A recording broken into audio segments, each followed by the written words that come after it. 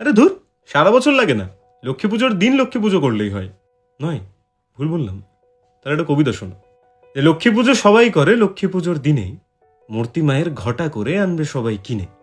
মায়ের কদর করবে সবাই ভীষণ রকম ভাবে, কি করলে মাকে একটু নিজের করে পাবে। কিন্তু অন্যদিকে সারা বছর লক্ষ্মীরা সব ক্ষত, কোথাও তারা লাঞ্ছিত আর কোথাও তারা নত। পুজোর দিনে মাকে সবাই মাথায় করে রাখে, কিন্তু সারা বছর জানো তুমি কোথায় তারা থাকে?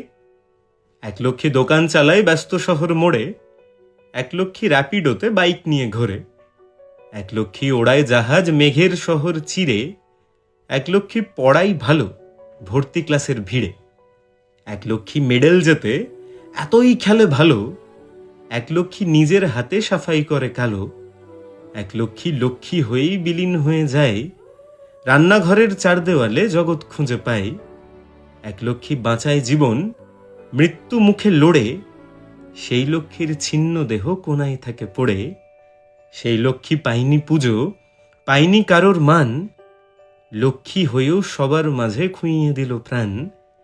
একদিনের এই লক্ষ্মী পুজোয় কি বা এসে যায়, যেথায় সারা বছর বিসর্জনের বন্যা বয়ে যায়। তাই একদিনের এই লক্ষ্মী পুজো করে কি কোনো লাভ হচ্ছে? কে জানে, হচ্ছে হয়তো।